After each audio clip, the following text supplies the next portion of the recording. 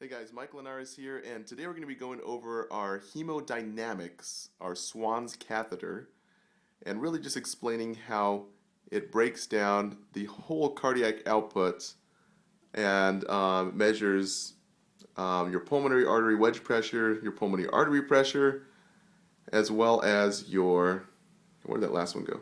Oh, your right atrium pressure, also known as your central venous pressure.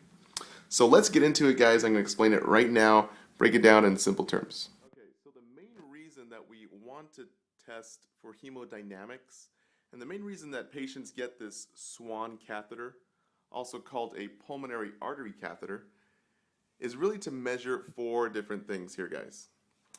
We're looking for vascular capacity. How much blood is that heart, how much pressure is going back on that heart, pretty much. Blood volume. How much blood volume is that heart having to push? Pump effectiveness. Now, if you guys saw any of my lectures about cardiac output and stroke volume, preload, afterload, that's what our SWANs catheter is really trying to measure here. And also the last thing, guys, really the main thing that runs your body, tissue perfusion. And all we're really talking about there is oxygen. So how much perfusion is really going on? Because if you really think about your heart does one thing and one thing only, and that's just to push out oxygen to the rest of your body. So this main thing right here, perfusion, that oxygen is really much that product that your body consumes. And this guy right here is really just that slingshot that pushes that oxygen out to the rest of the body. So in a SWANs catheter here, SWANs catheter really measures those 3 things. There's 3 ways to measure pressure. We're going to get into that. There's also one way to measure how much cardiac output, basically how much blood we're pushing from that heart in 1 minute. And then the big papa here, how much oxygen is actually really pushing out of the heart. And that's what we're going to get into right now. So let's go into our 3 ways to measure pressure here. So our 3 ways to measure pressure in this pulmonary artery catheter. What happens is the catheter is inserted by the doctor through that right atrium here. And so we have our little SA node right there. The doctor blows up the balloon on the end of this, and natural pressure, it's almost like a little styrofoam cup that follows the pressure of fluid and rests right here in our pulmonary arteries. Now we know that this right side of the heart pumps blood directly into the lungs. So we want to measure how much pressure is coming from the body and being pushed into the lungs. If we have right-sided heart failure, we know that R for right-sided means rock in the body, basically meaning right-sided heart failure is body failure. So we can think of that as blood being backed up into the body. So we'll have edema in the body. We'll have extra fluid in the body, right? In this left side, after it goes to the lungs, the blood, it comes back oxygenated and then down into that left ventricle that pumps out that oxygen. So if we have fluid coming back and backflowing into that left ventricle and then coming and backflowing into the lungs, we're going to start hearing crackles. We're going to start having signs and symptoms of left heart failure. And we can remember left heart failure, oops, there's my L, as lung heart failure pretty much, because all that fluid is coming back and being pushed on the lungs. So there's a few ways to measure the pressure. We have our right atrial pressure, also known as our central venous pressure. This should be between 1 and 8 millimeters of mercury, and we measure it right here, guys. Our next is our PAP, your pulmonary artery pressure, and that's directly measured from this little bulb right here. So it's always deflated, and when it's deflated, we can have a systolic pressure of 15 to 26 millimeters of mercury. Now, guys, remember, systolic is that squeeze. So how much pressure is that heart during contraction, that depolarization, those squeezing, how much pressure is really going to that lungs? and really being pushed on that left ventricle. During diastolic means decompress, that relaxation. Really, your heart is really about 3/4 diastolic. It really fills a long time, just like a baseball batter really winds up for the pitch, and only a little bit of time is actually hitting the ball. That's for your systolic, the squeeze.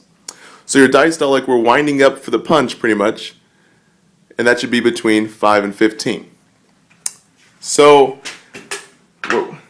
your last one here, guys, is your PAWP, your pulmonary artery wedge pressure.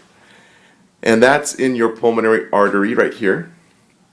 This is going to the lungs.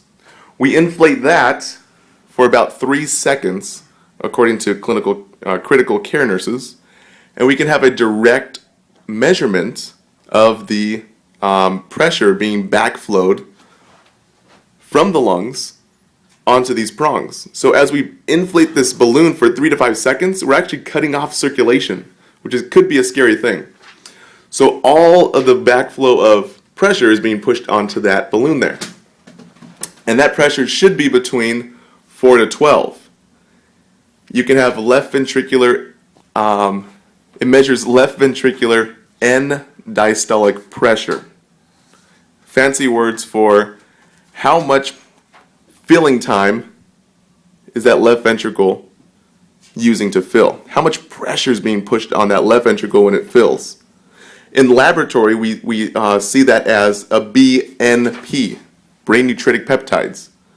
Those little nutritic peptides in the left ventricle that really help that left ventricle to stretch really, really big. And let's see here. Let's go into the thermodilution method and then the oxygen.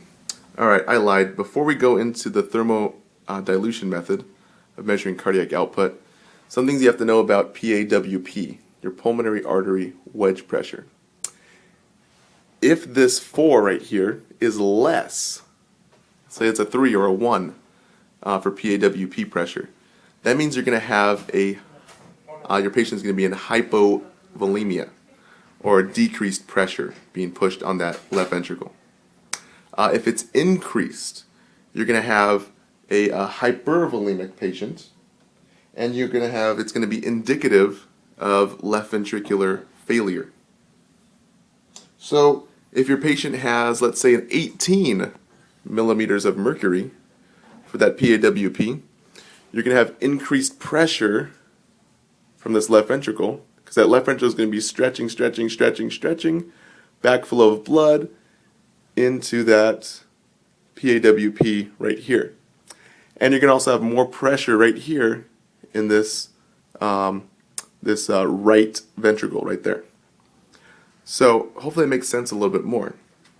Now for your measuring your cardiac output, remember for our SWANs catheter we just talked about the 3 measurements for your for the pressure in your heart.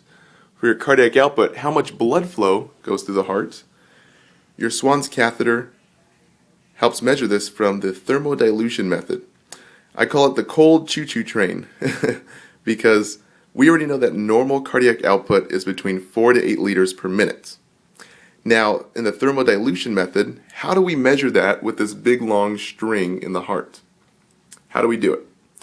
So the one way we do it is we pump about 5 to 10 mLs of cold normal saline, and this cold normal saline goes through the heart, and we measure how fast it goes through the heart.